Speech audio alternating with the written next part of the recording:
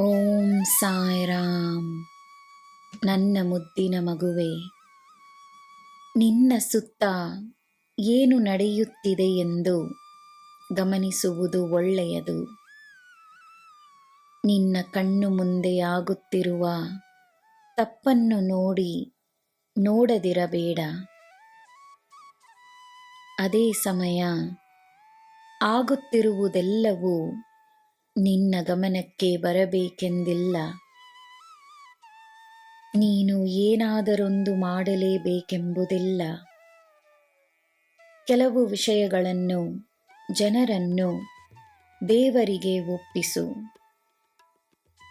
ನಿನ್ನ ಪಾತ್ರವೇನೆಂದು ನಾನು ತೋರಿಸುತ್ತೇನೆ.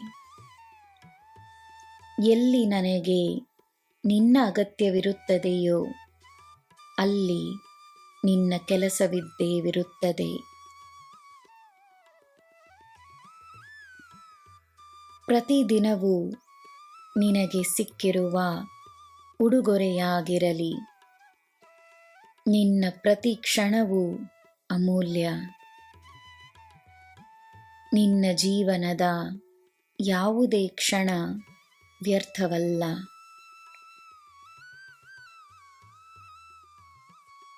ಯಾರಿಗೆ ನಿನ್ನ ಅಗತ್ಯವಿಲ್ಲವೋ ಅವರ ಅಗತ್ಯವೂ ನಿನಗಿಲ್ಲ.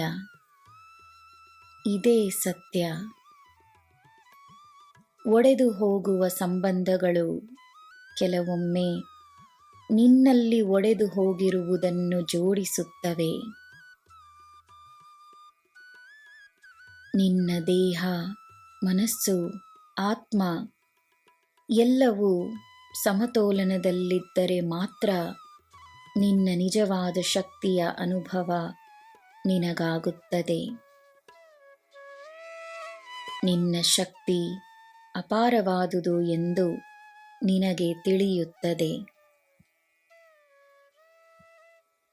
ನಿನ್ನ ಅಭಿವೃದ್ಧಿಯ ಸಮಯ ಬಂದಾಗ ಆ ಸಮತೋಲನವನ್ನು ಕೆಡಿಸುವ ಅಂಶಗಳನ್ನು ಜೀವನ ನಿನ್ನಿಂದ ದೂರ ಮಾಡುತ್ತದೆ.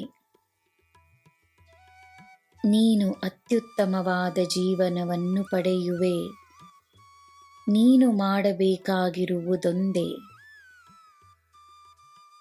ದೂರವಾದ ಸಂಬಂಧಗಳಿಗೆ ಕಣ್ಣೀರಿಡುವ ಬದಲು ಮುಂದೆ ನಿನ್ನ ಜೀವನದಲ್ಲಿ ಪ್ರವೇಶಿಸಲಿರುವ ಒಳ್ಳೆಯ ಜನರಿಗೋಸ್ಕರ ದೇವರಿಗೆ ನಿನ್ನ ಕೃತಜ್ಞತೆಯನ್ನು ನೀಡಲು ಪ್ರಾರಂಭಿಸು.